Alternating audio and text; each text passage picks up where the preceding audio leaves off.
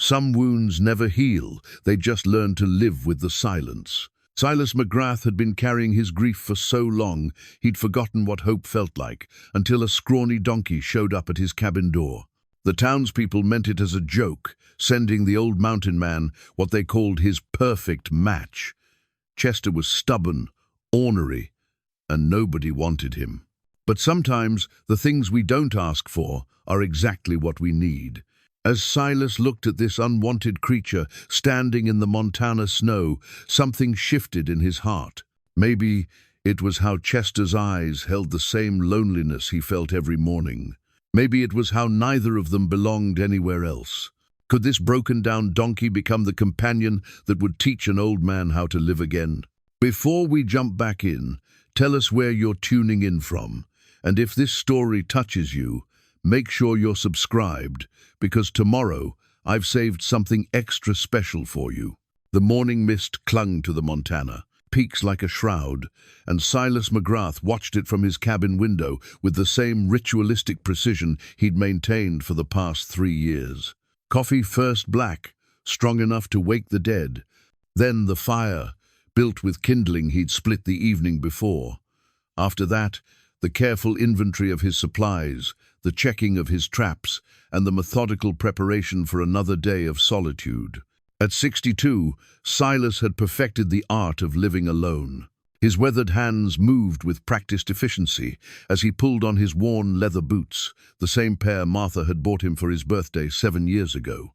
Everything in the cabin spoke of her absence: the empty chair by the fireplace, the single plate on the rough-hewn table, the bed that seemed too wide and too cold, no matter how many quilts he piled on top. The cabin itself sat like a stubborn sentinel on the mountainside, its log walls chinked against the harsh Montana winters, its stone chimney sending a thin ribbon of smoke into the pale dawn sky.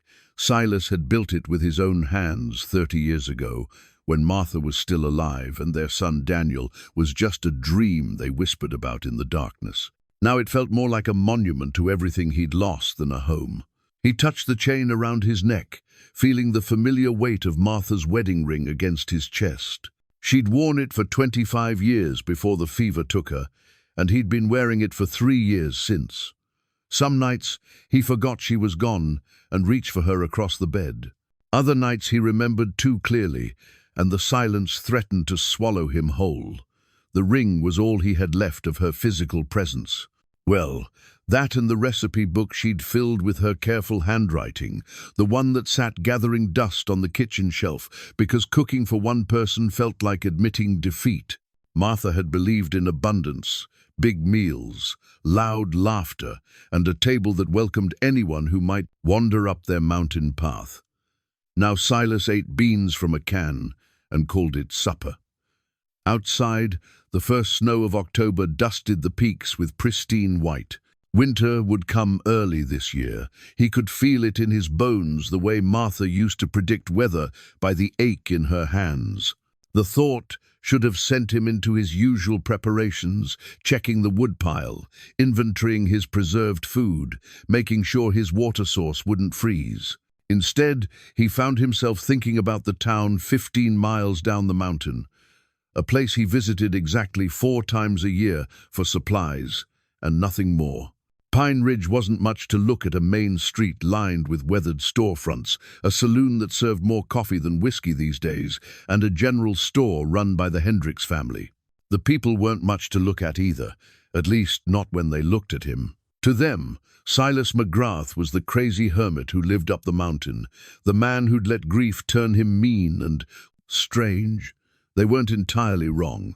After Martha died, he'd stopped being polite, stopped making small talk about the weather or pretending to care about their harvests and their gossip. When young Tommy Walsh had offered to help him load supplies into his wagon last spring, Silas had growled at the boy like a wounded bear. When Mrs. Patterson had expressed sympathy for his loss 3 years too late, and dripping with false sweetness, he'd walked away without a word. The townspeople had decided he was unfriendly, antisocial, maybe even dangerous. They crossed the street when they saw him coming and hurried their children past his wagon.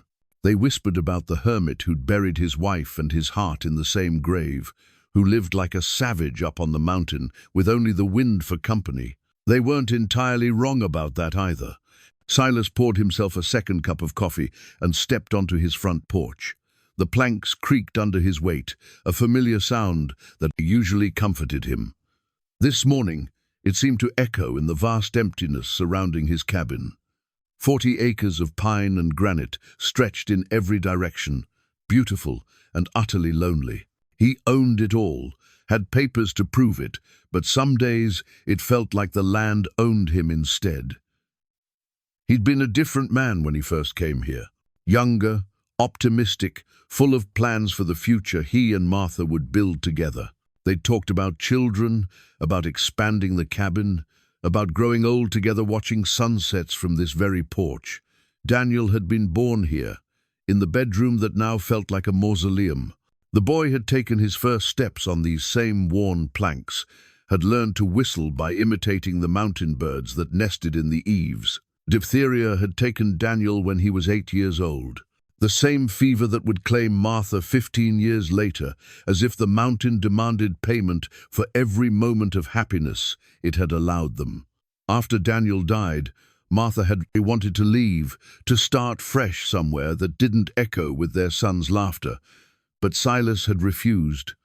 This was their home, he'd argued. This was where Daniel was buried, where his memory lived in every board and stone. Now he wondered if Martha had been right. Maybe they should have left when they still had each other. Maybe grief was easier to bear in unfamiliar places that didn't whisper reminders of better days. A movement at the edge of the clearing caught his attention. Something brown and ragged was picking its way through the underbrush, moving with the deliberate stubbornness of an animal that had traveled far and intended to go farther. Silas squinted against the morning light, trying to make sense of what he was seeing. It was a donkey, a small, scruffy donkey with ribs showing through its patchy coat and a disposition that radiated pure determination. It picked its way across his yard, like it owned the place, stopping occasionally to sniff at interesting smells or to fix Silas with a look that seemed almost human in its intelligence. Tied to the donkey's makeshift halter was a piece of paper, fluttering in the mountain breeze like a white flag of surrender. Silas climbed down from his porch with the slow movements of a man who'd learned not to trust unexpected visitors.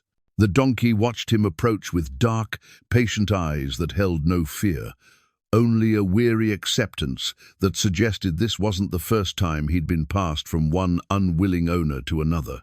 The note was written in crude letters on cheap paper, the kind the general store sold for a penny a sheet. It read, "Your perfect match. Maybe you two can keep each other company up there. Don't say Pine Ridge never did nothing for you." The Citizens Committee, Silas read it twice, then looked at the donkey, who was now investigating a pile of old lumber with the focused attention of a scholar examining ancient texts. The animal was thin but not starving, tired but not broken. Someone had cared for him recently, though not well. His hooves needed trimming, and there were old rope burns on his neck where a too-tight halter had rubbed the hair away. "So," Silas said to the donkey, his voice rusty from disuse, "they sent you up here as a joke." The donkey lifted his head and regarded Silas with what might have been amusement or contempt. It was hard to tell. The Citizens Committee. That would be Mayor Caldwell and his cronies, the same bunch who'd been trying to get Silas to sell his land for the past 2 years. They probably thought this was hilarious, sending the antisocial hermit, an equally antisocial animal, two problems solving each other, as they'd no doubt see it. Silas crumpled the note and shoved it into his pocket. The donkey had moved on to investigating his woodpile, apparently judging it adequate for whatever mysterious donkey purposes required evaluation. There was something almost companionable about the animal's presence, something that made the vast silence of the mountain feel less oppressive. "Well," Silas said, not sure why he was talking to a donkey, but finding it easier than he'd expected. "I suppose you'll be wanting food and water before you move on." The donkey looked at him with those dark, intelligent eyes and somehow managed to convey that moving on wasn't part of his immediate plans. Silas sighed and walked toward the well. He'd give the animal some water and maybe a handful of the oats he kept for the occasional deer. Then he'd figure out how to get him back down the mountain to whatever unfortunate soul was supposed to take responsibility for unwanted donkeys. But as he worked the pump handle and listened to the familiar squeak and splash of water filling his bucket, Silas found himself stealing glances at his unexpected visitor. The donkey had settled near the cabin steps, apparently having decided that this was as good a place as any to rest his travel-weary bones. For the first time in 3 years, Silas McGrath wasn't entirely alone on his mountain. The realization should have annoyed him. Instead, it stirred something in his chest that he'd almost forgotten how to recognize. It felt remarkably like hope. The donkey had no intention of leaving. Silas discovered this 3 hours later when he returned from checking his trap lines to find the animal still planted firmly beside his cabin steps, now chewing thoughtfully on what remained of his winter turnips. The root vegetables lay scattered across his yard like casualties of war, some half-eaten, others simply investigated and discarded. "Now see here," Silas said, his voice carrying the edge that had made townspeople cross streets to avoid him. "That's my food you're destroying." The donkey, he really needed to stop thinking of him as the donkey and start thinking of him as that damned donkey, lifted his head and regarded Silas with what could only be described as mild interest. A piece of turnip hung from his lower lip like a vegetative cigar. Silas had dealt with stubborn animals before. He'd broken horses that wanted to kill him and convinced mules to carry supplies up paths that would terrify a mountain goat. But this donkey possessed a particular brand of obstinacy that seemed almost philosophical in nature, as if he'd considered all possible options and decided that leaving simply wasn't among them. "Go on," Silas said, waving his arms in what he hoped was a threatening manner. "Get moving! Shoo!"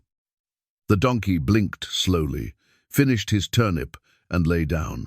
For the next 2 hours, Silas tried everything short of physical violence to convince his unwanted guest to move along. He banged pots and pans. He shouted.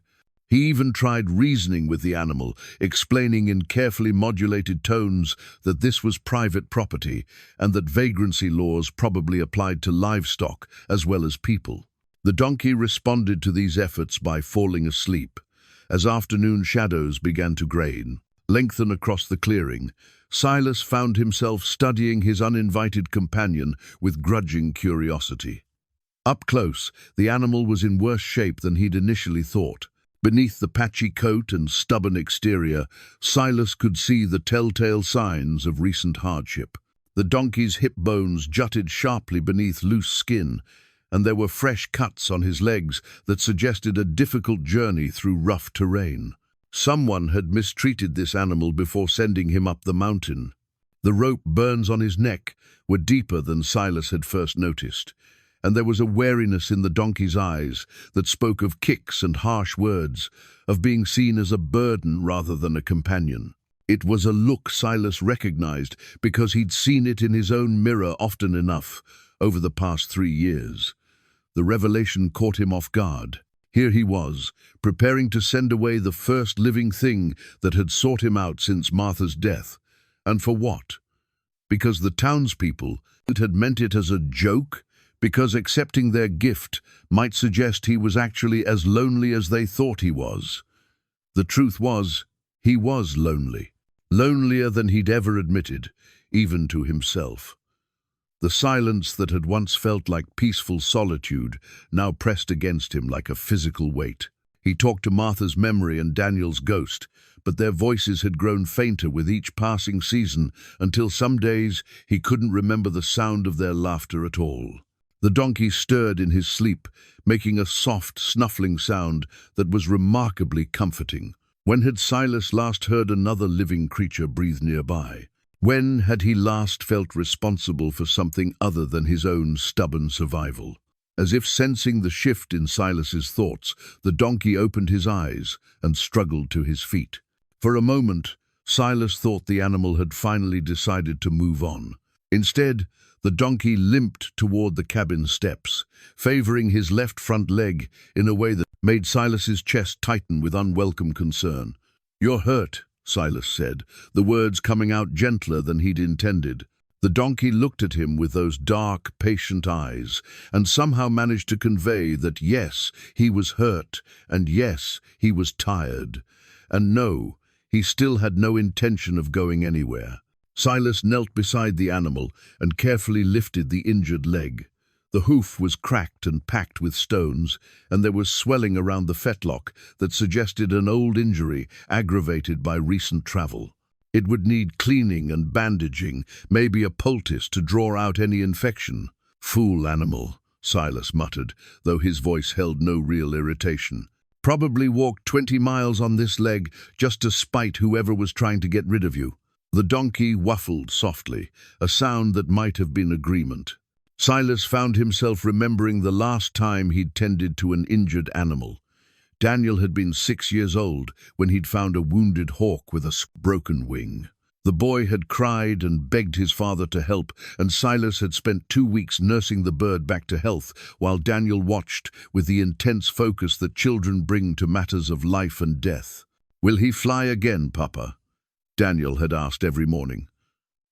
"We'll see, son," Silas had answered. "Sometimes the best we can do is try."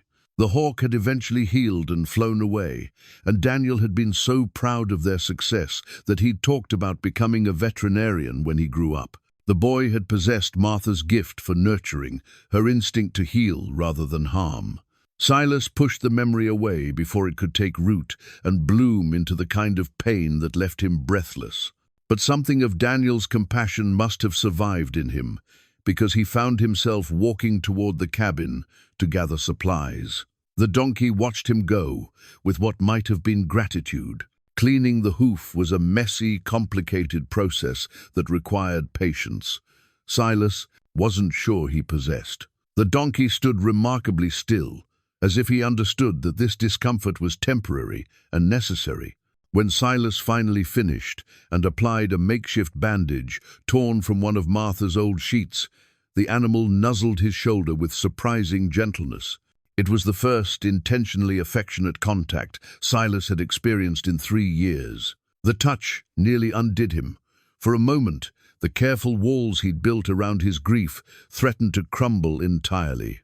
He found himself thinking about Daniel's small hands patting the injured hawk, about Martha's fingers gentle on his face during their last fevered nights together, about all the ways love had once moved through his life, like water through a stream, natural and necessary, and taken for granted until it was gone.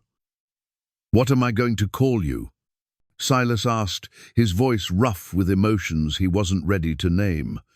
The donkey tilted his head, as if considering the question seriously. Silas studied the animal's earnest face and stubborn posture, the way he held himself with dignity despite his obvious hardships.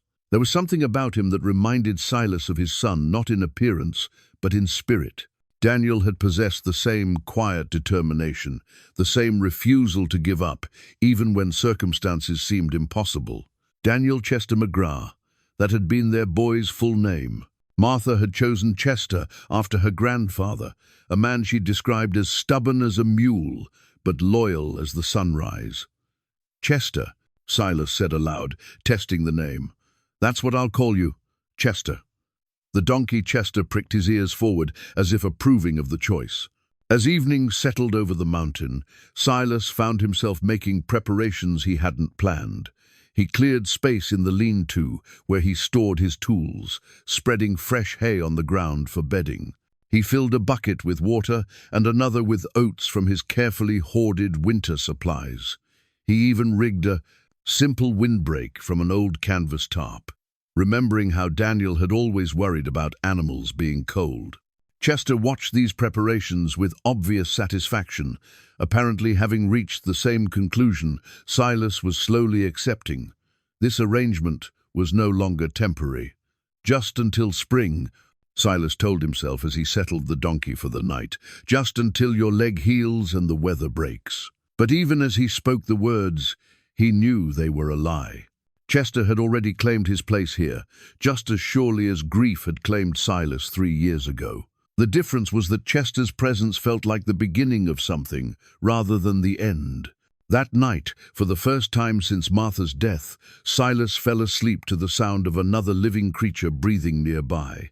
The cabin felt less like a tomb and more like a home. Outside, the first snow of winter began to fall. The routine began the next morning, with Chester's expectant bray echoing across the mountain silence.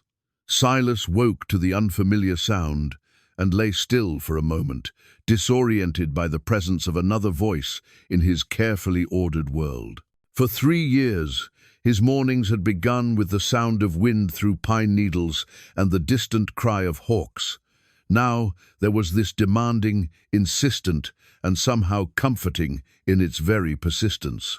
Chester was standing by the lean-to when Silas emerged from the cabin, his injured leg held gingerly, but his posture radiating the kind of patient expectation that suggested he'd grown accustomed to regular meals and intended to continue receiving them. The bandage Silas had applied the night before was still in place, though it bore evidence of Chester's attempts to investigate his own medical care. "Morning to you too," Silas found himself saying, the words feeling strange in his mouth. He hadn't spoken a greeting aloud in longer than he cared to remember. Chester's ears swiveled forward at the sound of his voice, and the donkey took a careful step closer, clearly testing the boundaries of their new relationship. Silas had expected to wake up with regrets about his moment of weakness, ready to send the animal on his way with a clear conscience now that he'd provided basic medical care. Instead, he discovered that Chester's presence made the morning feel less empty, the silence less oppressive. The water bucket was empty, and Chester was eyeing the oat barrel with the focused intensity of a prospector examining promising ore. Silas refilled the water and measured out a careful portion of oats, conscious that his winter supplies would need to stretch further now. The practical concern should have irritated him, but instead it felt oddly satisfying to have someone else's needs to consider. "Can't have you eating me out of house and home," Silas told Chester as the donkey buried his nose in the oats. "We'll need to establish some ground rules if you're planning to stay." Chester lifted his head long enough to fix Silas with a look that clearly indicated he had no intention of following any rules he hadn't helped establish himself. As the days settled into a new pattern, Silas discovered that caring for Chester required a level of communication he'd forgotten he possessed. The donkey had opinions about everything: where his food should be placed, which direction they should walk when Silas checked his trap lines, how much attention constituted an appropriate amount of daily interaction. Chester expressed these opinions through a complex system of ear positions, huffing sounds, and strategic positioning that Silas found himself learning to interpret with surprising accuracy. When Chester planted himself firmly in the middle of a path and refused to move, it usually meant he'd spotted something worth investigating. When he nudged Silas's shoulder with his nose, it was time for the daily hoof inspection and bandage change. The injured leg was healing well, though Chester had developed the theatrical habit of limping more pronounced when he wanted sympathy and walking normally when he thought Silas wasn't watching. It was a manipulation so transparent that Silas might have been annoyed if it hadn't reminded him so strongly of Daniel's childhood attempts to avoid chores by claiming mysterious ailments that miraculously disappeared when cookies were mentioned. "You're a fraud," Silas told Chester during one particularly dramatic display of wounded donkey stoicism. "That leg hasn't bothered you in days."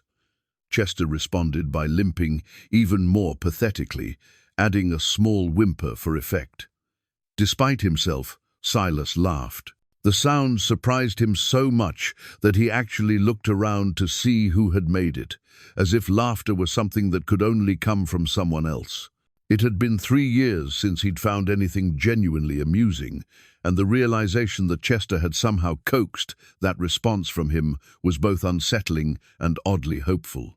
The conversations began naturally, growing from practical necessity into something approaching companionship. Silas had always been a man who thought out loud when he worked, and Chester proved to be an excellent listener. The donkey would position himself nearby when Silas was splitting wood or repairing equipment, his ears forward and his attention focused, as if the details of cabin maintenance were endlessly fascinating. Need to check the roof before the heavy snows come. Silas found himself explaining as he climbed onto the cabin to inspect the shingles. Can't have leaks when the temperature drops. Learned that the hard way, my first winter up here. Chester stood below, occasionally offering a soft waffle that might have been agreement or encouragement. The stories came next, prompted by Chester's patient presence and the way silence no longer felt like sanctuary, but simply emptiness waiting to be filled. Silas told Chester about the early days on the mountain, when he and Martha had been young and foolish enough to think love could conquer anything, including Montana winters and the isolation that came with choosing to live so far from civilization. Martha wanted chickens, Silas said one afternoon, as they walked the perimeter of his property, checking fence lines and looking for winter damage. Said the eggs would be fresher and we could have roast chicken on Sundays. I built her a coop that first spring, spent weeks making it predator-proof. Chester walked beside him, matching his pace and listening with the kind of attention that invited confidences. Never did get those chickens. Martha got pregnant that summer, and morning sickness meant the smell of raw eggs made her queasy. By the time Daniel was born, we'd forgotten all about chickens, had better things to occupy our time. The memory should have brought the familiar stab of loss, but somehow Chester's presence made it bearable. The donkey had a way of accepting Silas's stories without judgment, without the awkward sympathy that had made talking to other people feel like walking through a minefield. Mealtimes became less solitary affairs. Silas had grown accustomed to eating standing up, consuming whatever was easiest to prepare while thinking about the next task that needed completing. With Chester nearby, he found himself sitting on the front steps, taking time to actually taste his food, while the donkey munched contentedly on hay or investigated the fascinating variety of textures offered by fallen pine needles. Martha's recipe book caught his attention one evening as he searched for something more substantial than beans and hardtack. The leather cover was cracked with age, and many of the pages were stained with ingredients from ambitious meals that now seemed like artifacts from someone else's life. He'd avoided the book for 3 years, but Chester's presence somehow made the idea of real cooking seem less like an admission of loneliness and more like simple consideration for a friend. The stew he made that night was nothing fancy venison from his last successful hunt, root vegetables from his dwindling stores, herbs that Martha had grown in her kitchen garden and that still grew wild near the cabin. But the act of preparing it, of seasoning it with care and letting it simmer while Chester dozed nearby, felt like reclaiming something essential he'd forgotten he'd lost. When he sat down to eat, Silas realized he was hungrier than he'd been in months. The food tasted better too, as if Chester's companionship had somehow restored his ability to find pleasure in simple necessities. "Tomorrow we'll check the winter stores," he told Chester as they settled in for the night. "Need to make sure we have enough to get through the cold months." The casual use of "we" surprised him, but Chester seemed to take it as simple fact. The donkey had already made himself comfortable in the lean-to, apparently considering their partnership a settled matter that required no further discussion. For the first time in 3 years, Silas McGrath was making plans that extended beyond mere survival. Chester's intelligence revealed itself in unexpected ways.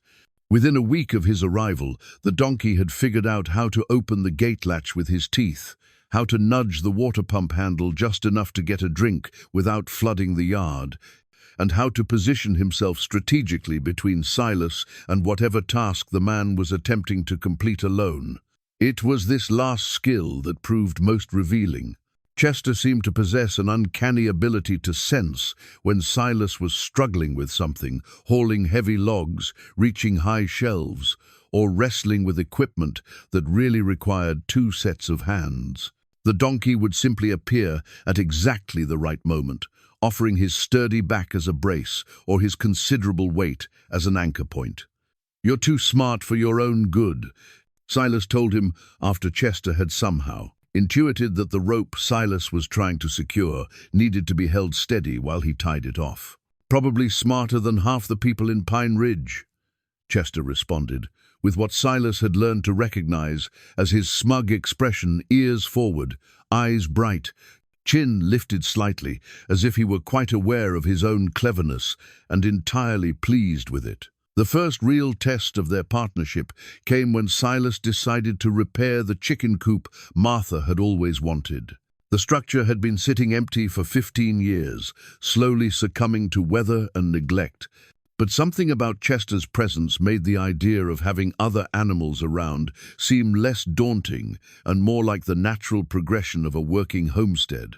The project required carrying lumber from his supply shed to the coop site, a distance of about 50 yards across uneven ground. Silas had rigged a makeshift harness from rope and leather scraps, intending to use Chester as a pack animal for the Silas. Heavier boards. He'd expected resistance, maybe even outright rebellion. What he got instead was enthusiastic cooperation. Chester not only accepted the harness without complaint, but seemed to take genuine pride in his work. He positioned himself carefully when Silas loaded the boards, adjusted his stance to balance the weight properly, and walked with deliberate precision to avoid jostling his cargo. When they reached the coop site, he stood perfectly still while Silas unloaded, then looked back expectantly, as if asking what they should carry next. "You've done this before," Silas observed, running his hand along Chester's neck in appreciation. "Someone taught you to work." The praise seemed to matter to Chester. His ears pricked forward, and he leaned into Silas's touch with obvious pleasure. It was a response that spoke of careful training and positive reinforcement, of someone who had once taken the time to teach him properly. The realization made Silas wonder again about Chester's history, about the journey that had brought him to this mountain as an unwanted joke. By the end of the day, they had moved enough lumber to begin the actual repairs. Silas's back ached in ways it hadn't in years. Good aches, the kind that came from productive work, rather than the dull, persistent pain of loneliness. Chester seemed equally satisfied with their accomplishments, settling down near the work site as if claiming his role as construction supervisor. "Tomorrow we'll start on the actual building," Silas said, gathering his tools as the sun began to set behind the peaks. "Need to replace the floorboards first, then work our way up." Chester waffled agreement and followed him back toward the cabin. The evening routine had evolved naturally into something that felt almost domestic. Silas would tend to Chester's needs, fresh water, hay, a quick check of the healing leg, while the donkey supervised the preparation of dinner with obvious interest. Chester had developed particular opinions about Silas's cooking, expressing approval for meals that included fresh vegetables and polite skepticism for anything that came from a can. It was during one of these evening preparations that Silas found himself laughing again, this time at Chester's obvious disdain for the beans Silas had opened for a quick supper. The donkey had actually turned his back on the meal and walked away with what could only be described as wounded dignity. "All right, Your Majesty," Silas said, still chuckling. "Let me see what else I can find." He rummaged through Martha's recipe book until he found her instructions for cornbread, something he could make with ingredients he had on hand. As he mixed the batter, he found himself humming a tune Martha used to sing while she worked in the kitchen. Something about wildflowers and mountain streams that had always made him smile. Chester returned when the cornbread was baking, apparently having forgiven Silas for the bean incident. He positioned himself near the stove, occasionally lifting his nose to sample the aroma with obvious approval. "You're going to spoil me," Silas told him. "Pretty soon, I'll be cooking 3-course meals just to see that satisfied look on your face." The truth was, he was enjoying the cooking almost as much as Chester enjoyed the results. There was something deeply satisfying about creating something good from simple ingredients, about taking the time to make meals that nourished rather than merely sustained. Martha had always said that cooking was an act of love, even when you were only cooking for yourself. Maybe especially when you were cooking for yourself. After dinner, they settled into what had become their evening routine. Silas would sit on the front steps with a cup of coffee, watching the last light fade from the peaks, while Chester dozed nearby. These quiet moments had become the most peaceful part of Silas's day, a time when the silence felt companionable rather than oppressive. "Used to sit here with Martha," he found himself saying one evening, the words coming easier than they had in years.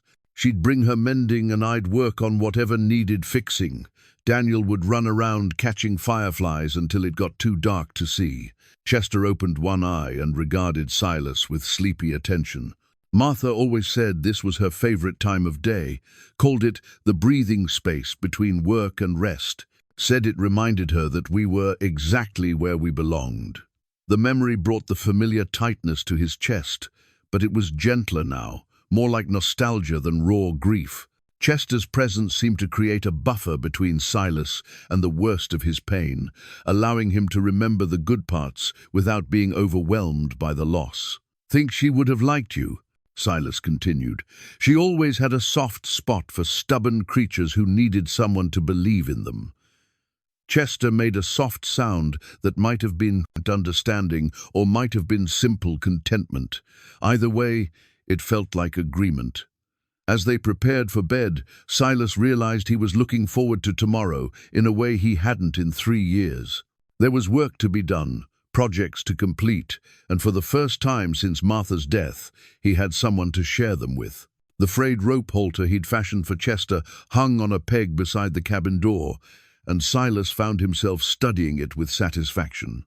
It wasn't much to look at, just scraps of rope and leather cobbled together from materials he had on hand. But it represented something important. It was the first thing he'd made with someone else's comfort and safety in mind, the first step toward caring about something beyond his own solitary survival.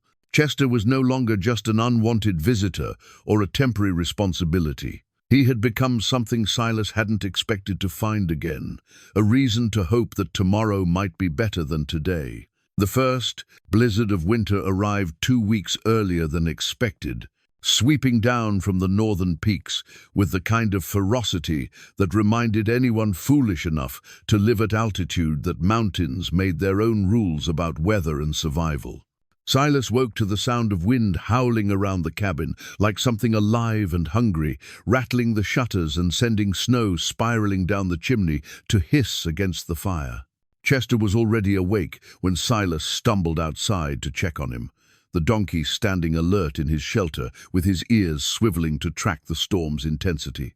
The lean-to Silas had built for him was holding up well, but snow was driving sideways through any gap wider than a finger, and Chester's water had frozen solid despite the protection. "This is the real thing," Silas told him, having to raise his voice over the wind. "Could last 3 days, maybe longer." Chester looked at the swirling snow with what appeared to be professional interest rather than fear. Whatever hardships had brought him to this mountain, they'd apparently included experience with serious weather. The storm tested every aspect of their new partnership. Silas had prepared for winter as a solitary man, calculating his needs based on decades of experience living alone. Adding Chester to the equation meant recalculating everything: fuel consumption, food stores, water requirements, and the delicate balance between conservation and comfort that determined whether mountain winters were merely difficult or potentially deadly. Chester proved invaluable in ways Silas hadn't anticipated. The donkey's sure footing on ice and snow meant he could navigate conditions that would have left Silas struggling, and his ability to carry supplies became crucial when the storm made multiple trips to the woodshed. Both dangerous and exhausting. More importantly, Chester seemed to understand the seriousness of their situation and responded accordingly, working without his usual stubborn negotiations and following Silas's lead with uncharacteristic docility. "Good boy," Silas found himself saying, as Chester helped him carry armloads of firewood from the shed to the cabin, "We'll get through this together." The words surprised him. He hadn't used that tone of voice, warm, encouraging, protective, since Daniel was alive. It was the voice of someone who had something precious to lose, someone whose world would be diminished if harm came to the creature he was addressing. The realization should have terrified him. After 3 years of carefully maintained emotional distance, he was allowing himself to care about something that could be taken away. But somehow, Chester's steady presence made the risk feel worth taking. The donkey radiated a kind of calm competence that suggested he had no intention of being easily lost, that whatever forces had brought them together were stronger than whatever might try to separate them. By the second day of the storm, it had settled into a rhythm that felt almost cozy. Chester spent the worst hours inside the cabin itself, something Silas never would have considered allowing with any other animal, but that seemed perfectly natural with his particular companion. The donkey positioned himself near the fireplace, carefully avoiding Martha's chair, but claiming a spot where he could watch both the door and the windows while staying warm. Silas found Chester's presence in the cabin surprisingly comforting. The animal was clean and quiet, and his breathing provided a counterpoint to the wind that made the space feel less like a fortress under siege and more like a proper home. During the long hours when going outside was impossible, Silas discovered that Chester was an excellent listener for the stories that the storm seemed to shake loose from the corners of his memory. "Daniel loved storms like this," Silas said, settling into his chair while Chester dozed nearby. "Used to beg to sleep by the fire when the wind got really howling. Martha would make hot chocolate and we'd tell stories until the worst of it passed." Chester opened one eye, apparently recognizing the tone that meant a longer tale was coming. The boy had an imagination that could turn anything into an adventure. One storm must have been when he was 6 or 7. He convinced himself that the wind was actually a giant trying to blow our cabin away. Spent the whole night making fierce faces at the windows and telling the giant to pick on someone his own size. The memory brought a smile that felt natural rather than forced. Chester's presence seemed to create a safe space where Silas could remember his son without being overwhelmed by the loss. The donkey had a way of anchoring him in the present while allowing the past to flow through without drowning him. "Martha thought it was the funniest thing she'd ever seen," Silas continued. "Drew pictures of Daniel fighting the wind giant for weeks afterward. Used to say, our boy was brave enough to take on anything if he thought it was threatening his family." Chester made a soft sound that might have been sympathy or simple contentment. Either way, it encouraged Silas to continue. The storm stories led to other memories, each one easier to share than the last. Silas told Chester about Daniel's attempts to train a family of squirrels, about Martha's talent for turning the simplest meals into celebrations, about the dreams they'd all shared for the life they were building together on this mountain. For the first time in 3 years, he could speak about his lost family without feeling like each word was tearing something vital loose inside his chest. Chester listened to it all with the patience of someone who understood that these stories needed telling, that healing required the courage to remember joy as well as sorrow. On the 3rd morning, the storm broke as suddenly as it had arrived. Silas woke to brilliant sunshine, reflecting off snow so white it hurt to look at directly. The world outside the cabin had been transformed into something that belonged in a fairy tale. Pine boughs bent under perfect loads of snow, icicles hanging like crystal curtains from the cabin eaves, and a silence so complete it seemed to ring in his ears. Chester was already standing by the door, apparently eager to investigate this winter wonderland. When Silas opened the cabin, the donkey stepped outside with the careful dignity of someone taking possession of territory he'd successfully defended. "We made it through," Silas said, following Chester into the transformed landscape. "First storm of the season, and we came through just fine." Chester responded by rolling enthusiastically in the fresh snow, apparently celebrating their survival in his own particular way. The sight was so unexpectedly joyful that Silas found himself laughing out loud, a sound that echoed across the crystalline silence and seemed to ring with possibilities he was just beginning to imagine. They had survived their first real test as partners, and the experience had revealed something important. They were stronger together than either of them had been alone. The realization filled Silas with a confidence he hadn't felt in years, a sense that whatever challenges winter might bring, he and Chester would meet them as a team. For the first time since Martha's death, Silas McGrath was genuinely looking forward to whatever came next. Winter settled over the mountain with the kind of relentless determination that separated survivors from dreamers. Each day brought new challenges: water lines that froze despite careful insulation, supply runs that required twice the usual effort, and the constant vigilance needed to keep both man and donkey healthy in conditions that could turn deadly without warning. But it was during these hardest weeks that Silas discovered something unexpected. He was happier than he'd been in years. The daily routine of caring for Chester, the shared work of maintaining their shelter, and the quiet companionship of long evenings by the fire had created something he'd forgotten was possible, a sense of contentment that didn't depend on avoiding painful memories, but on building new ones. Chester had adapted to mountain winter with the stoic grace of an animal who understood that survival required patience, cooperation, and the wisdom to conserve energy for when it mattered most. He spent the coldest days close to the cabin, emerging for exercise when the sun was strongest and the wind had died to manageable levels. His injured leg had healed completely, but he'd retained the habit of seeking Silas's attention for daily inspections, apparently enjoying the ritual of being fussed over. "You're becoming spoiled," Silas told him one morning as Chester presented his hoof for examination with theatrical precision. "Next you'll be wanting me to brush you down like some fancy show horse." Chester's response was to nudge Silas's pocket, where he'd taken to carrying sugar cubes salvaged from his dwindling supply of luxuries. The donkey had developed an unfortunate addiction to the treats, along with an uncanny ability to detect them, no matter how well Silas thought he'd hidden them. The sugar cubes had become part of a larger pattern of small indulgences that Silas found himself providing without conscious decision. Extra hay when Chester looked particularly content. A handful of oats as reward for good behavior. The warm mash Martha's recipe book suggested for horses in winter, adapted for donkey preferences and served in the wooden bowl. Silas had carved specifically for the purpose. These gestures of care felt natural in a way that surprised him.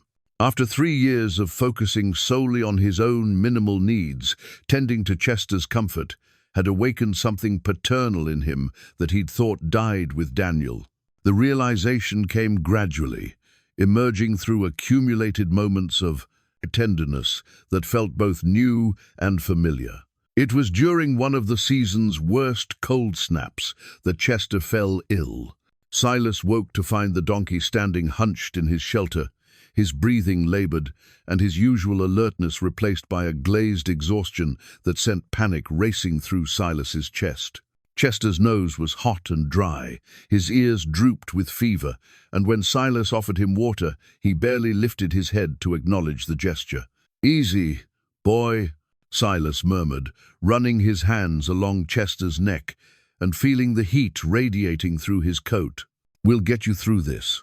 The words came automatically, but they carried the weight of desperate determination.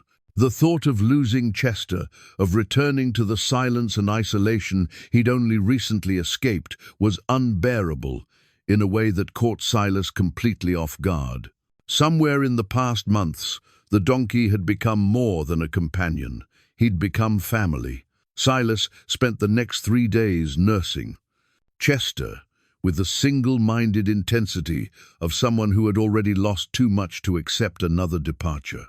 He wrapped the donkey in Martha's old quilts, hand-fed him warm mash when he was too weak to eat on his own, and talked to him constantly in the soothing tones he'd once used with Daniel during childhood illnesses. "You're going to be fine," he told Chester, who lay on a bed of fresh hay with his head in Silas's lap. Just need to rest and let your body fight this off. I'm not going anywhere. The vigil brought back memories. Silas had spent 3 years trying to forget sitting beside Daniel's bed during the boy's final illness, holding Martha's hand through her fevered nights, the helpless agony of watching people he loved suffer while he could do nothing but provide comfort and hope. He'd failed them both, been unable to save them despite all his love and determination. He would not fail Chester. On the second night, when Chester's fever spiked and his breathing became so shallow that Silas feared each breath might be his last, something broke open in Silas's chest that had been sealed tight since Martha's funeral. He found himself crying for the first time in 3 years, not the bitter tears of anger and regret he'd shed in the early days of grief, but something deeper and more healing. "Please don't leave me," he whispered into Chester's neck, the words carrying the weight of every loss he'd endured and every fear he'd carried since. "I need you. I need you more than I knew how to admit." Chester stirred at the sound of his voice, lifting his head just enough to nuzzle Silas's hand with weak affection. The gesture was so perfectly Chester, stubborn, loving, and determined to comfort, even when he was the one who needed care, that Silas laughed through his tears. "That's my boy," he said, stroking Chester's ears with gentle fingers. "You fight, you keep fighting, and I'll take care of everything else." The fever broke on the 3rd morning. Silas woke from an exhausted doze to find Chester standing on unsteady legs, nosing at his water bucket with obvious interest. The donkey was weak and would need days to fully recover, but the glazed look was gone from his eyes, and his breathing had returned to normal. "Welcome back," Silas said, his voice rough with relief and exhaustion. Chester looked at him with an expression that seemed to acknowledge everything they'd been through together, the fear, the care, the love that had been tested and proven strong enough to sustain them both. As Chester slowly regained his strength over the following days, Silas found himself changed by the experience. The crisis had forced him to confront how much Chester meant to him, how deeply the donkey's presence had become woven into his sense of home and purpose. More importantly, it had shown him that he was capable of loving again without being destroyed by the possibility of loss. The realization was both liberating and terrifying. For 3 years, he'd protected himself by caring about nothing and no one. Chester had slowly, patiently dismantled those defenses, proving that isolation wasn't safety, but simply another form of death. "We're partners now," Silas told Chester one evening as they sat together by the fire, the donkey fully recovered and back to his usual mischievous self. "Whatever comes next, we face it together." Chester responded by stealing the last of Silas's cornbread directly from his hand, apparently considering their partnership to include shared ownership of all food items. Silas didn't mind. He was discovering that love, even the love between a man and a donkey, was worth whatever it cost. Spring arrived tentatively, as it always did in the high country, with patches of snow retreating to reveal muddy earth and the first brave shoots of grass pushing through the thaw. Silas stood on his porch, watching Chester investigate these new green offerings with the methodical attention of a food critic when he spotted the rider making his way up the mountain trail. Visitors were rare enough at any time of year, but in early spring they were practically unheard of. The trail was still treacherous with mud and runoff, and most sensible people waited until summer to conduct business that required mountain travel. Silas shaded his eyes against the morning sun and tried to make out details of the approaching figure. The rider was young, probably no more than 20, and sat his horse with the careful precision of someone who'd learned that carelessness in the mountains could be fatal. He wore a leather satchel across his chest and had the pale indoor complexion of a clerk or lawyer rather than a rancher or miner. As he drew closer, Silas could see the official seal on his satchel and the nervous set of his shoulders that suggested he wasn't looking forward to whatever business had brought him to this remote cabin. Chester had noticed the visitor too and positioned himself between the stranger and Silas with the protective instincts he'd developed over the winter. The donkey's ears were forward and alert, but his posture was calm rather than aggressive. Chester had learned to read people almost as well as Silas did, and he apparently didn't sense immediate danger from this particular intruder. "Mr. McGrath," the young man called as he dismounted near the cabin. "Mr. Silas McGrath." "That's me," Silas replied, not moving from his porch. "What's your business here?" The visitor reached into his satchel with the reluctant movements of someone delivering news he knew wouldn't be welcomed. "My name is Timothy Fletcher. I'm a clerk with the Territorial Land Office in Helena. I have some documents that require your immediate attention." The formal tone and official language sent a chill through Silas that had nothing to do with the mountain air. In his experience, government documents delivered by nervous young men rarely contained good news. "What kind of documents?" he asked, stepping down from the porch with Chester close beside him. Fletcher pulled out a thick envelope, sealed with red wax, and held it toward Silas with obvious reluctance. "I'm afraid it concerns your property taxes, sir.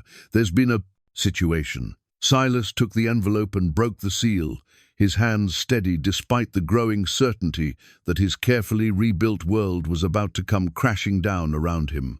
The legal language was dense and filled with the kind of bureaucratic terminology designed to obscure rather than clarify. But the essential facts were clear enough to make his blood run cold. His property had been sold at auction for unpaid taxes. The sale had been conducted in accordance with territorial law, with proper notice published in the Helena newspaper and posted at the territorial courthouse. The new owner, identified as the Rocky Mountain Mining and Development Company, had full legal title to all 40 acres of his land, including his cabin, outbuildings, and any improvements he'd made over the past 30 years. He had 30 days to vacate the premises. "This has to be a mistake," Silas said, his voice sounding distant to his own ears. "I paid my taxes. I've always paid my taxes."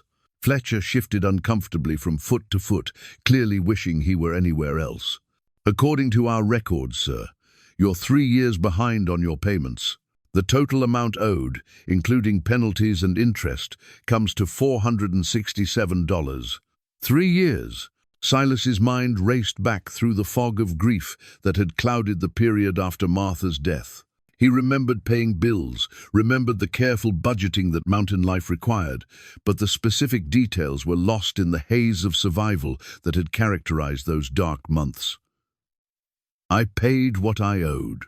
I'm certain of it. The records show no payments received since 1882, sir. The property was legally advertised for sale, and when no one came forward to settle the debt, it was auctioned to satisfy the tax lien." Chester pressed closer to Silas's side, apparently sensing his distress. The donkey's warmth was comforting, but it couldn't change the reality of the legal document in Silas's hands, or the fact that everything he'd built, everything he and Chester had shared, was about to be torn away. "Who bid on it?" Silas asked, though he suspected he already knew the answer. Fletcher consulted another document from his satchel. The successful bidder was Rocky Mountain Mining and Development Company.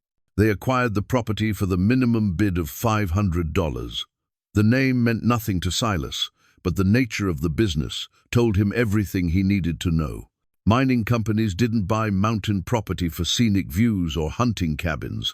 They bought it to strip away everything valuable and leave behind scarred earth and poisoned water. "What do they want with my land?" he asked. "I'm not privy to their specific plans, sir. My job is simply to deliver the legal notice and ensure you understand your obligations under territorial law." But even as Fletcher spoke, Silas was beginning to understand more than the young clerk realized. 3 years of unpaid taxes, despite his certainty that he'd met his obligations. A mining company ready with the exact minimum bid necessary to acquire the property. An auction conducted with notices published in Helena rather than Pine Ridge, ensuring that anyone who might have warned him would never see them. This wasn't bureaucratic incompetence or simple oversight. This was a carefully orchestrated plan to steal his land, and he had a growing suspicion about who had orchestrated it. "The Citizens Committee," he said aloud, the pieces falling into place with sickening clarity. Fletcher looked confused. "I'm sorry, sir?" But Silas was no longer talking to the clerk. He was thinking about Mayor Caldwell and his cronies, about their repeated offers to buy his property over the past 2 years, about their increasing hostility when he'd refused to sell. They'd tried legitimate means first, offering prices that grew higher with each rejection. When that failed, they'd apparently decided to take what they couldn't buy. The donkey had been part of it too, he realized. Not the kindly joke he'd convinced himself it was, but another piece of their campaign to paint him as the crazy hermit who didn't deserve to keep his land. Send him a worthless animal, let the town laugh about the two outcasts, keeping each other company up on the mountain, use his supposed eccentricity as further evidence that he was unfit to be a landowner. Except their plan had backfired in the most fundamental way possible. Chester hadn't driven Silas deeper into isolation and madness. He'd brought him back to life, given him something to fight for beyond mere survival. "I want to see the tax records," Silas said, his voice carrying a new edge of determination. "All of them. Every payment I made, every notice that was supposedly sent." Fletcher looked even more uncomfortable. "That would require a formal request through the territorial office, sir. There are procedures, then I'll follow the procedures. But I'm telling you right now, something's not right about this. I paid my taxes, and if your records show otherwise, then someone's been tampering with them." The accusation hung in the air between them like a challenge. Fletcher was young, but he wasn't stupid. He could hear the implications in Silas's words, could see the possibility that he'd been used as an unwitting tool in someone else's scheme. "I understand your concerns, Mr. McGrath," he said carefully, "but the law is the law. You have 30 days to vacate, regardless of any irregularities in the records. If you want to challenge the sale, you'll need to file an appeal with the territorial court."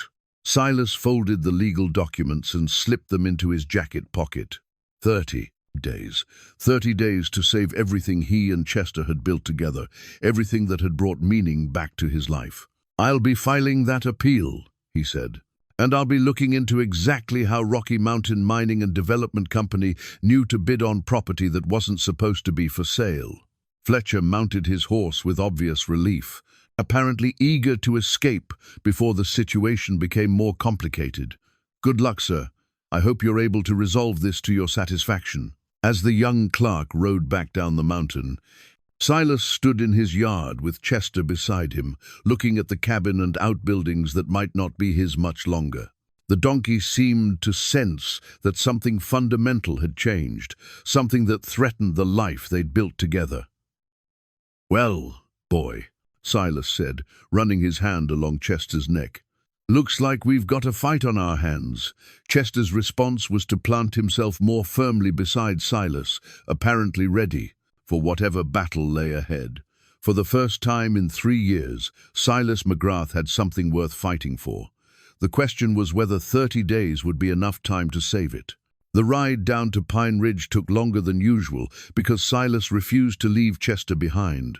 The donkey had become more than a companion over the winter months. He was a partner, a witness to Silas's transformation, and perhaps most importantly, living proof that the townspeople's cruel joke had backfired in ways they never could have anticipated.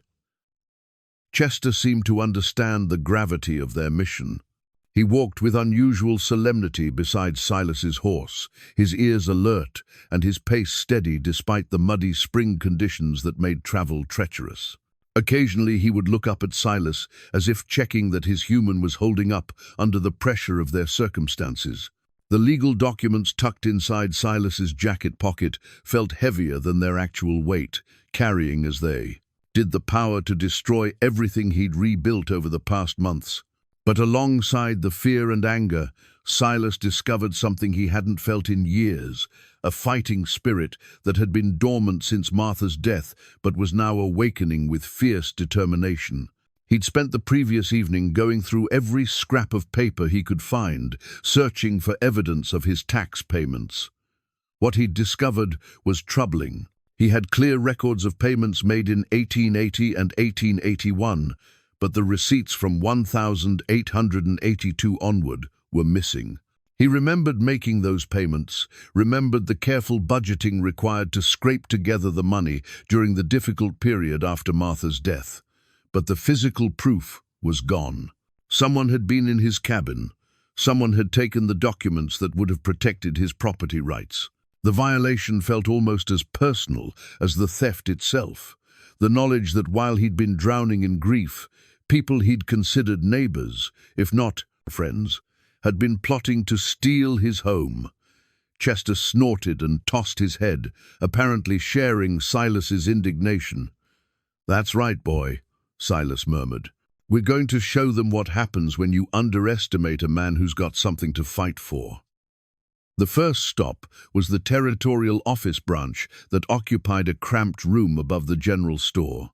The clerk there, a middle-aged woman named Mrs. Pemberton, greeted Silas with the kind of professional courtesy that suggested she'd been expecting him.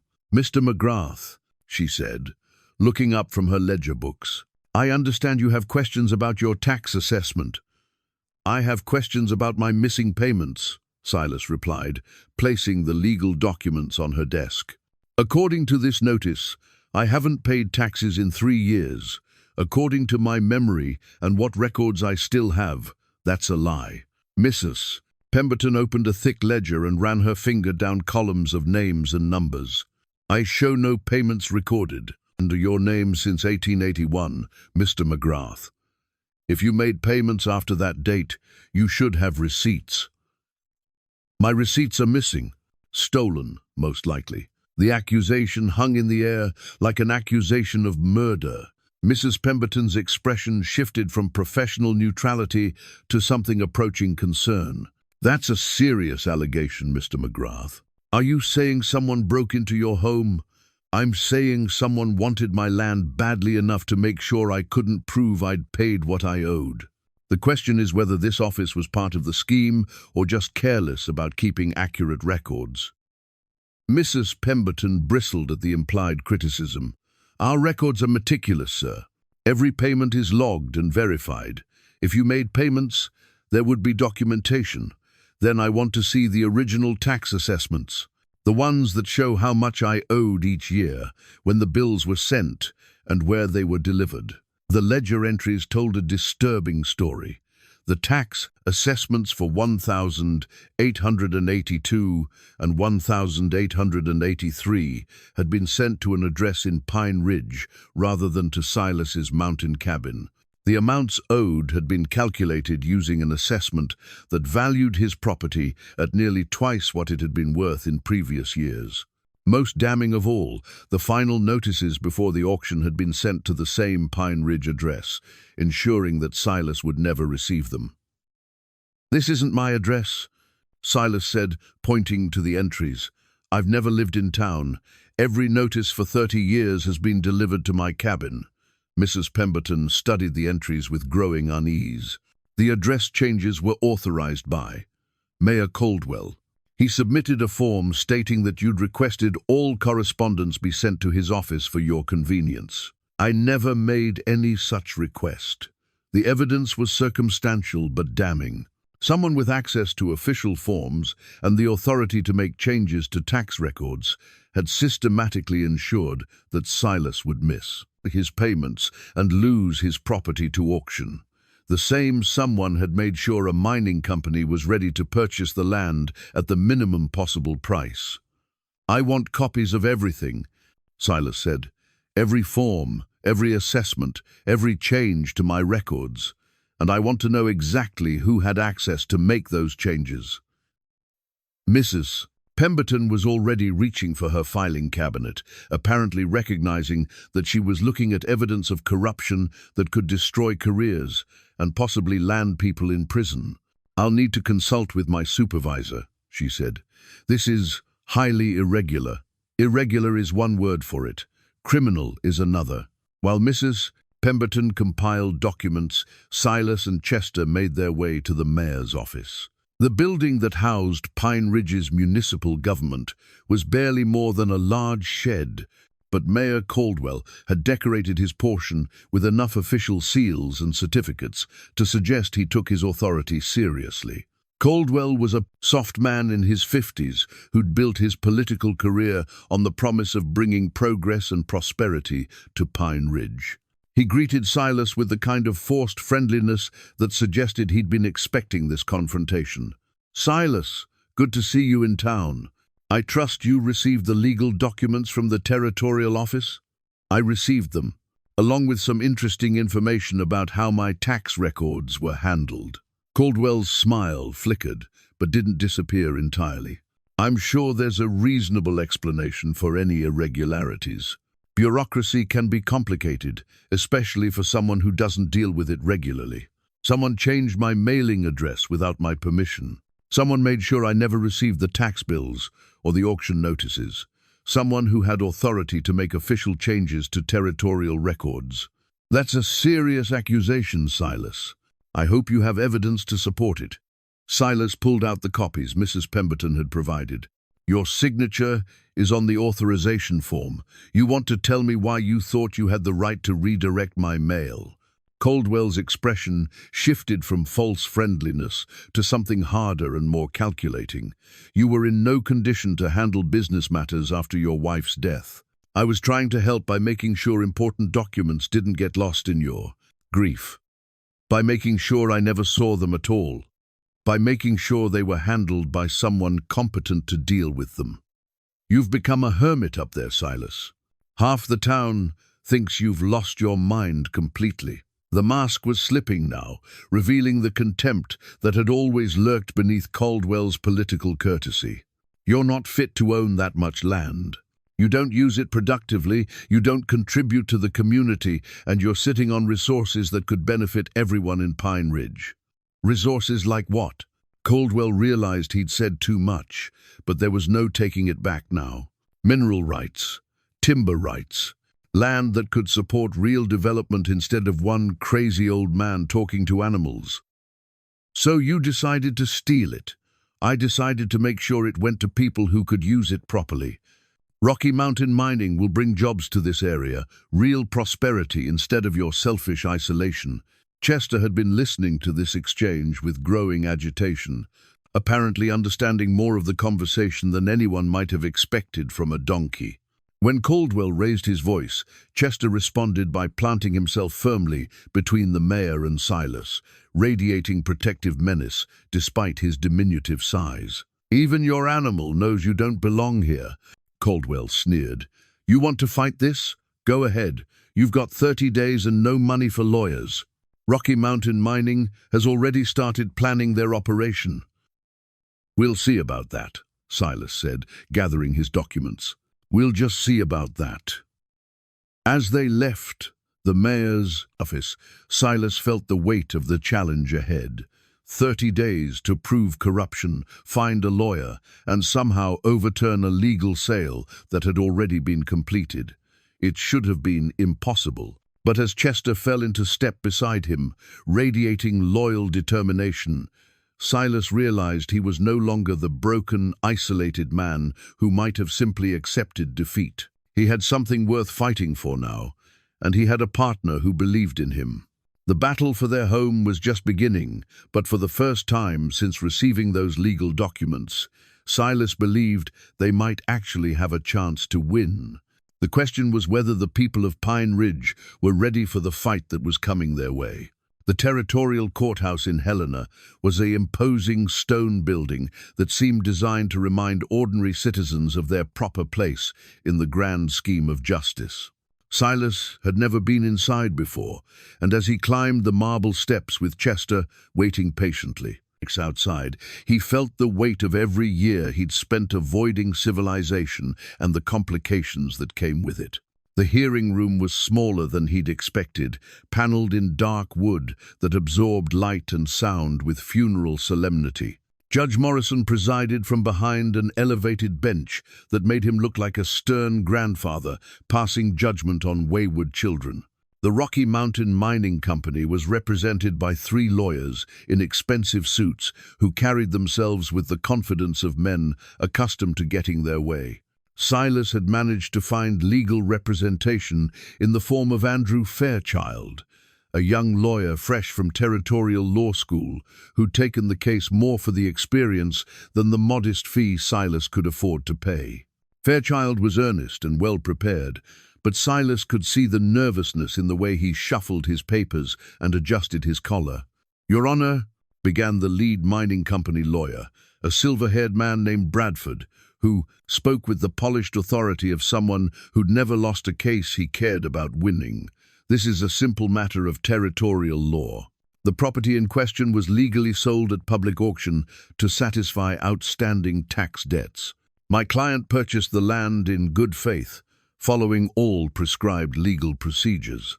Bradford's presentation was masterful in its simplicity. He produced documentation showing the tax assessments, the published notices of sale, and the auction records. Everything appeared proper and legal on its surface, which was exactly what made the corruption underneath so difficult to prove. "Mr. McGrath failed to pay his property taxes for 3 consecutive years," Bradford continued. "Despite proper notice and multiple opportunities to settle his debt, he chose to ignore his legal obligations.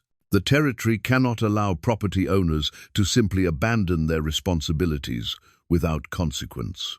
When Bradford finished, Judge Morrison turned to Fairchild with the patient expression of someone waiting to be convinced that this wasn't a waste of the court's time.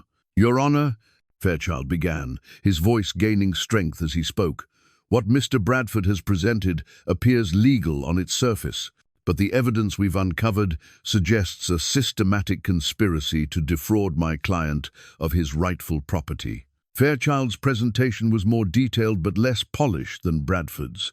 He walked the judge through the evidence. Silas had gathered the redirected mail, the inflated property assessments, the convenient timing of the mining company's bid.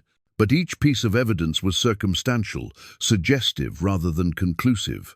"Furthermore, Your Honor," Fairchild continued, "we have testimony from Mrs. Pemberton at the territorial office that the address changes were made without my client's knowledge or consent, using forged authorization forms bearing Mayor Caldwell's signature. This was their strongest evidence, and Silas watched.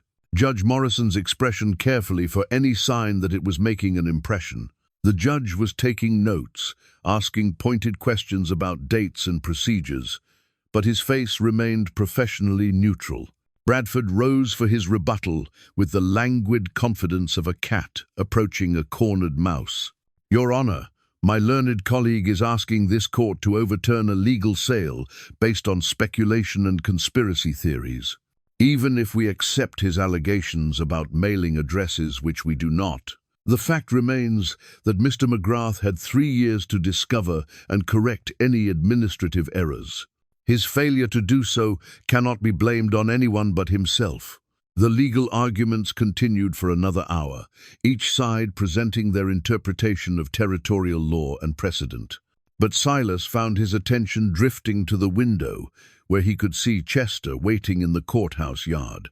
The donkey was surrounded by a small crowd of curious onlookers, including several children who were apparently fascinated by his calm dignity in the midst of the busy town square. The sight reminded Silas that this legal battle was about more than property rights or corruption. It was about the right to choose your own way of living, to find peace and purpose in places and relationships that others might not understand. Chester represented everything good that had come from the townspeople's attempt to humiliate him, the unexpected friendship that had saved his life and given him reason to hope again. "Your Honor," Silas said suddenly, rising from his seat despite Fairchild's restraining hand on his arm. "May I address the court?" Judge Morrison looked surprised but nodded his permission. "You may speak, Mr. McGrath, but please keep your remarks relevant to the legal issues before us." Silas walked to the center of the room, feeling every eye in the courtroom focused on him. He'd spent 3 years avoiding exactly this kind of attention, but Chester's presence outside gave him the courage to speak truths he'd never expected to share with strangers. "Your Honor, I'm not a lawyer, and I don't understand all the legal complexities being discussed here. But I understand right and wrong, and I understand what it means to have something worth fighting for." Bradford started to object, but Judge Morrison silenced him with a raised hand. "3 years ago, I lost my wife to fever," Silas continued. "Lost my boy 15 years before that to the same disease. I thought I'd lost everything worth living for, but thought the best I could do was survive until it was my turn to join them." The courtroom had grown completely quiet, even the lawyers putting down their pens to listen.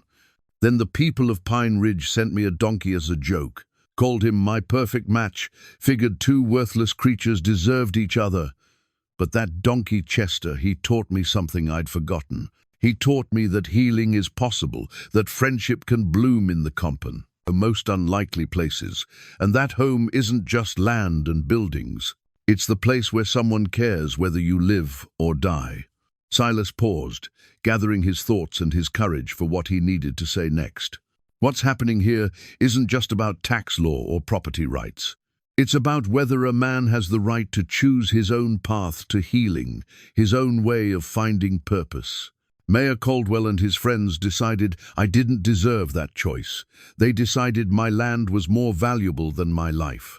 The words hung in the air like a challenge, demanding that everyone present consider not just the legal technicalities, but the human cost of the decisions being made. Judge Morrison studied Silas with the kind of careful attention that suggested he was seeing more than just another property dispute. "Mr. McGrath, while your personal circumstances are certainly compelling, this court must base its decisions on legal evidence rather than emotional appeals. Do you have anything concrete to add to your attorney's presentation?" Silas reached into his jacket and pulled out a small leather journal, worn smooth by years of handling. "Your Honor, this belonged to my son Daniel. He died when he was 8 years old, but he kept a diary of his dreams and hopes. One of the things he wrote about was wanting a pet specifically. He drew pictures of donkeys and horses and wrote about how much he wanted a friend who would never leave him."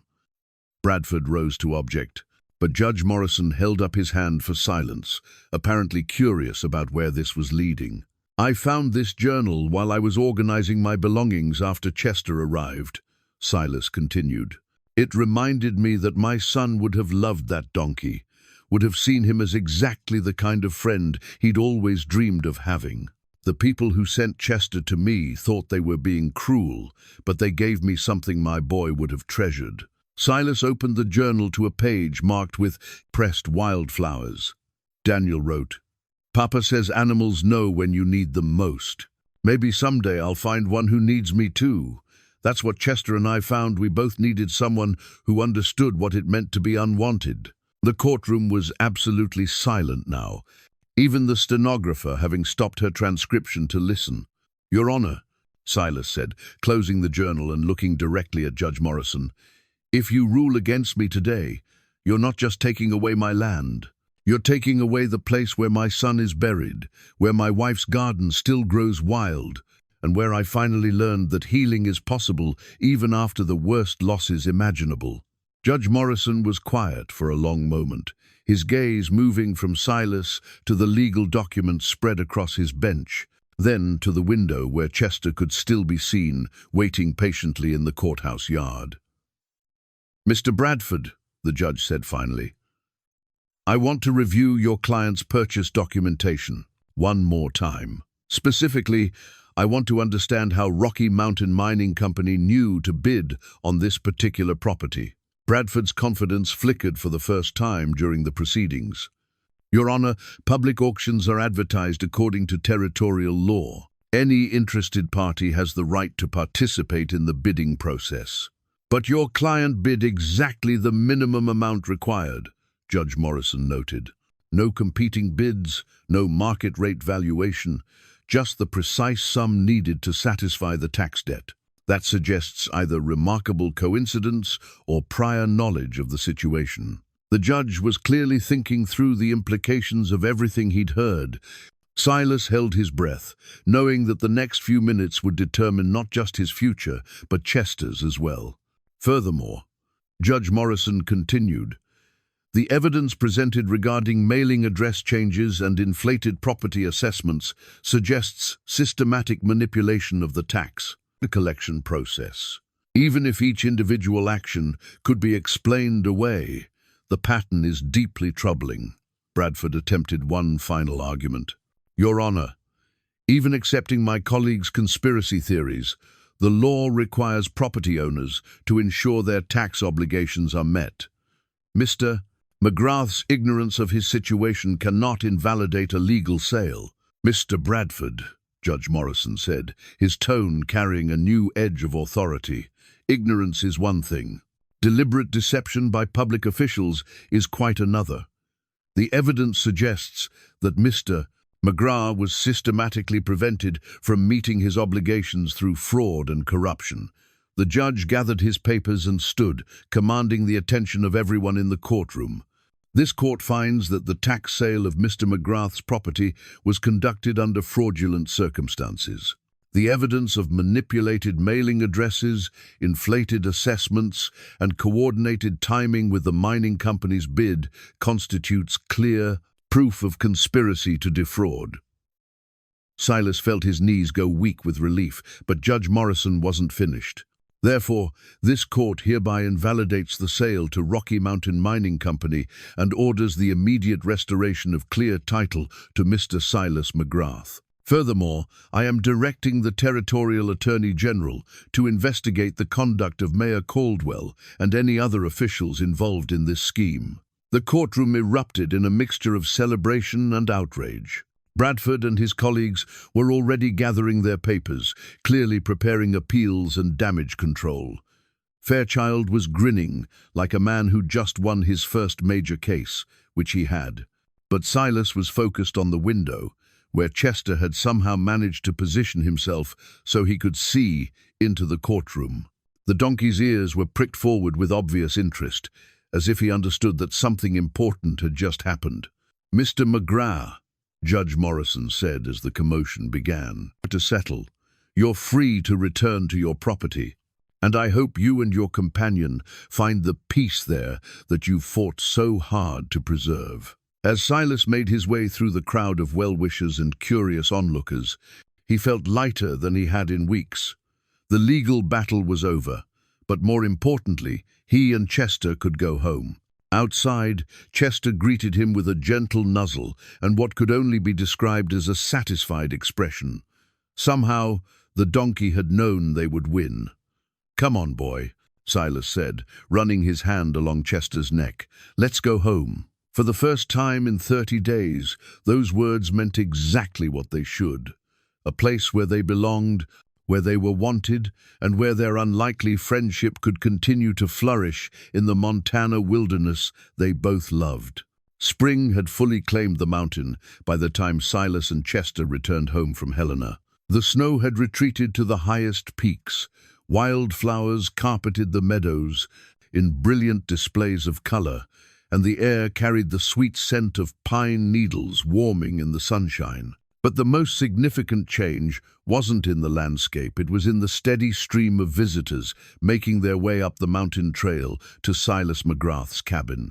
The first to arrive was Mrs. Pemberton from the Territorial Office, bringing official documents confirming Silas's restored property rights and a personal apology for her unwitting role in the conspiracy. She stayed for coffee and cornbread, listening with obvious pleasure as Silas told her about Chester's remarkable intelligence and gentle nature. "I never had much use for donkeys before," she admitted, watching Chester methodically organize a pile of pine cones according to some mysterious donkey logic. "But this one has genuine character. You can see it in his eyes." Chester responded to the compliment by presenting her with his finest pine cone, apparently accepting her into the small circle of humans he deemed worthy of respect. The visits became a regular occurrence. People from Pine Ridge made the journey with increasing frequency, some bringing gifts of food or supplies, others simply curious about the hermit and his donkey who had defeated the powerful mining interests. Children were especially drawn to Chester, who seemed to understand that small humans required extra patience and gentleness. Young Tommy Walsh, the boy Silas had once growled at in town, became a particular favorite. The child would sit for hours telling Chester elaborate stories about knights and dragons, while the donkey listened with the kind of focused attention that suggested he found the tales genuinely entertaining. "Chester's the best listener in the whole territory," Tommy announced during one visit. "Better than grown-ups, because he doesn't interrupt or tell you to get to the point." Silas found himself agreeing. Chester had taught him the value of patient listening, of being present for someone else's joys and sorrows without feeling compelled to offer solutions or judgments. The chicken coop project was finally completed, with help from several townspeople who volunteered their labor as a gesture of apology for their previous treatment. Chester supervised the construction with obvious satisfaction, occasionally offering suggestions through strategic positioning of building materials or pointed looks at workmanship he deemed substandard. When the first chickens arrived, a gift from the Henderson family, Chester appointed himself their guardian and protector. He would patrol the coop area each morning and evening, ensuring that no predators threatened his charges and that the hens had everything they needed for productive egg-laying. "Never seen a donkey take such interest in poultry," commented Mr. Henderson, watching Chester conduct his daily inspection. "It's like he considers himself responsible for their welfare." "He takes responsibility seriously," Silas replied. "Always has, since the day he arrived." The new cabin sign had been carved during the long winter evenings, but Silas waited until spring to install it properly. The sign read, "McGrath and Chester welcome," in letters deep enough to last for decades. As he hung it beside the front door, Chester positioned himself underneath, as if posing for an official photograph. "There," Silas said, stepping back to admire their handiwork. "Now everyone knows this is our place." Chester's response was to roll enthusiastically in the fresh grass, apparently celebrating their official partnership with characteristic donkey exuberance. The journal entries began as a practical matter, recording daily activities, weather patterns, and Chester's ongoing adventures. But as spring progressed into summer, they evolved into something more personal. Silas found himself writing about the small miracles of daily life with Chester, the way laughter had returned to his cabin, and the unexpected joy of having someone to care for again. "Martha would have loved him," he wrote one evening as Chester dozed by the fireplace. "She always said the best relationships were built on mutual stubbornness and shared understanding of what really matters." Chester and I certainly qualify on both counts.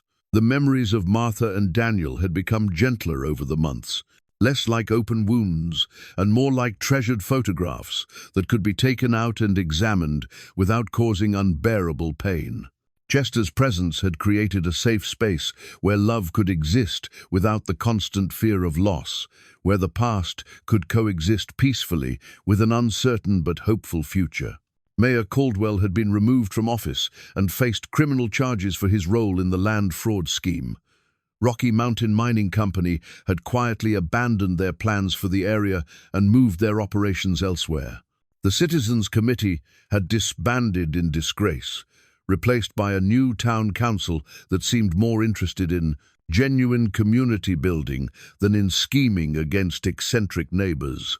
But perhaps the most significant change was in Silas himself. The man who had once crossed streets to avoid conversation now looked forward to visitors and found genuine pleasure in sharing stories about life on the mountain.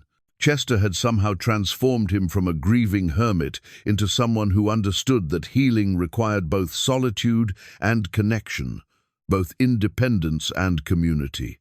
As autumn approached and the first hints of winter appeared in the changing light, Silas stood on his porch, watching Chester investigate a fascinating cluster of fallen leaves. The donkey's coat was thick and glossy, his eyes bright with contentment, and his manner radiating the kind of satisfaction that comes from knowing exactly where you belong. "Ready for another winter, boy?" Silas asked. Chester looked up from his leaf investigation and fixed Silas with a look that clearly conveyed his opinion. "Bring on whatever weather and challenges the mountain could muster." They had each other, they had their home, and they had learned that the most unlikely friendships often prove to be the strongest. The sun was setting behind the peaks, painting the sky in shades of gold and purple that would have taken Martha's breath away. Silas settled into his chair with a cup of coffee. Chester dozed contentedly nearby, and somewhere in the distance a night bird called to its mate across the vast Montana wilderness. For the first time in years, Silas McGrath was exactly where he wanted to be, with exactly the companion he needed. The joke the townspeople had intended as cruelty had become the greatest gift of his life, a reminder that love could bloom in the most unexpected places, and that sometimes the things we don't ask for are precisely what we need most. Tomorrow would bring new adventures, new challenges, and new opportunities to discover what was possible when two stubborn souls decided to face the world together. But tonight, as the mountains settled into peaceful darkness, Silas and Chester were simply home.